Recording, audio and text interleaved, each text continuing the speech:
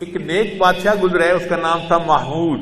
اس کے پاس ایک دیہاتی لڑکا آیا تو بادشاہ کو وہ پسند آ گیا اور بادشاہ نے اسے اپنی خدمت پہ رکھ لیا۔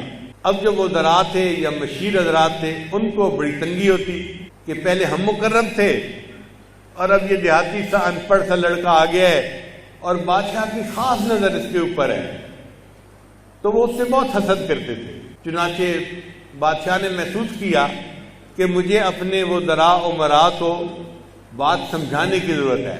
چنانچہ ایک دن اس نے اپنے خزانے سے بہت قیمتی ہیرے جواہر نکالے اور ان کو صحن کے اندر سجا دیا، اور پھر وہ ذرا امراء کو بلا کر کہا کہ بھئی اس صحن میں جو چیز ہے جس پر کوئی بندہ ہاتھ رکھ لے گا وہ چیز اسی کی ہو جائے گی۔ تو جیسے ہی اس نے یہ کہا وہ ذرا بھاگے، کسی نے اس ڈائمنڈ پہ ہاتھ لگایا، کسی نے اس ڈائمنڈ پہ ہاتھ رکھا، کسی نے اس کو چنا، کسی نے اس کو چنا۔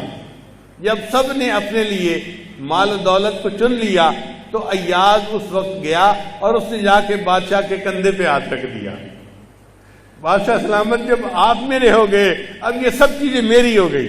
اس وجہ سے پھر محمود اس کی بڑی قدر کرتا تھا کہ یہ مجھ سے سچی محبت رکھنے والا نوجوان ہے۔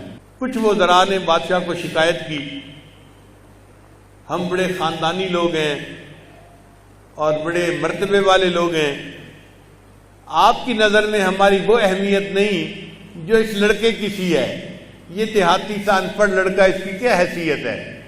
تو بادشاہ نے سوچا کہ چلو میں ذرا ان کی عقل کا امتحان لیتا ہوں۔ تو بادشاہ نے کہا بھئی آج میں آپ سب کا امتحان لینا چاہتا ہوں اور دیکھنا چاہتا ہوں کہ کون زیادہ عقل مند ہے۔ چنانچہ اس نے ایک ہیرا رکھا اور ایک ہتھوڑا رکھ دیا اور وہ ذرا کو کہا کہ بھئی آؤ اور اس ہیرے کو توڑ دو۔ پہلے وزیر صاحب نے جو ہتھوڑا پکڑا، قریب آئے تو وہ سوچنے لگے اتنا قیمتی ہیرا تو بادشاہ نے عقل کا امتحان لینا ہے تو میں اس کو نہ توڑوں۔ انہوں نے کہا بادشاہ سلامت، یہ تو اتنے کیرٹ کا ہیرا نظر آتا ہے، بڑی مالیت ہے اور بادشاہوں کے خزانوں میں بھی کہیں کہیں ہوتا ہے، اس کو نہیں توڑنا چاہیے۔ بادشاہ نے کہا بہت اچھا۔ پھر دوسرا آیا، اس نے بھی اسی قسم کا بہانہ بنایا، تیسرے نے بھی بہانہ بنایا، چوتھے نے بھی، سب نے بہانے بنائے اور ہیرے کو کسی نے نہیں توڑا۔ آخر پہ ایاز رہ گیا تو بادشاہ نے اس کو ہتھوڑا پکڑایا اور کہا ایاز اس ہیرے کو توڑ دو۔ جیسے ہی اس نے کہا ایاز نے زور کی ایک ضرب لگائی اور ہیرے کے ٹکڑے کر دیے۔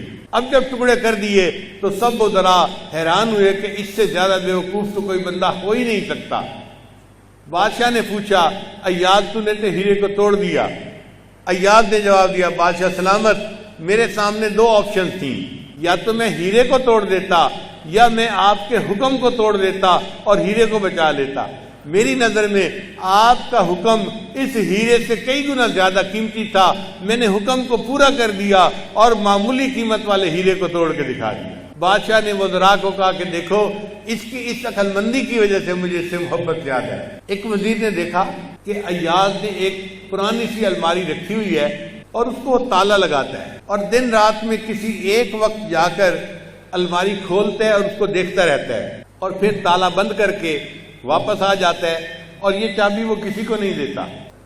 تو وزراء نے کہا کہ بادشاہ سلامت، ایاز نے ایک الماری رکھی ہوئی ہے، اس کو تالا لگا کے رکھتا ہے، کسی دوسرے بندے کو اس الماری میں دیکھنے کا موقع نہیں دیتا، مگر یہ خود روز چھپ چھپ کے اس کو دیکھتا ہے، تو ہمیں شک ہے کہ اس نے آپ کے خزانے سے کوئی ہیرے موتی وغیرہ چرائے ہیں اور اس الماری کے اندر رکھے ہوئے ہیں، آپ پتہ کیجئے الماری میں کیا ہے۔ تو بادشاہ سلامت نے ایاز کو بلایا اور بلا کے پوچھا کہ ایاز کیا تمہاری الماری ہے؟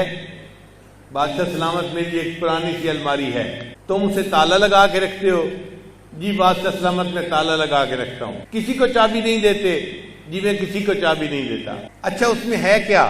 ایاز نے کہا بادشاہ سلامت یہ چابی آپ لیجئے اور اس میں جو کچھ ہے وہ اٹھوا کے دیکھ لیجئے، آپ کے سامنے آ جائے گا۔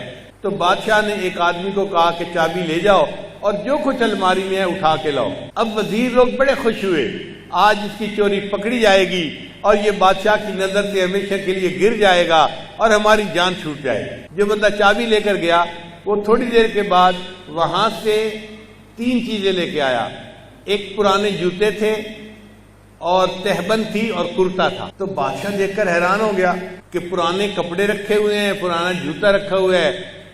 تو بادشاہ نے پوچھا ایاز کیا یہ کوئی اتنی قیمتی چیز ہے کہ تو اس کو الماری میں بند رکھتا تھا اور اس کو دیکھتا تھا روزانہ اور کسی اور کو دیکھنے نہیں دیکھتا؟ اس نے کہا بادشاہ سلامت، جب میں آپ کی خدمت میں پہلی مرتبہ آیا تھا میں نے یہ جوتے پہنے ہوئے تھے اور یہ لباس پہنا ہوا تھا.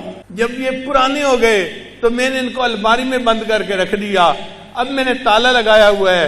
روزانہ اس مرتبہ میں ان کپڑوں کو دیکھتا ہوں اور اپنے آپ کو یاد دلاتا ہوں ایاز تیری اوقات یہ تھی، جو تجھے کچھ مقام ملا وہ بادشاہ کی مہربانی کی وجہ سے ملا.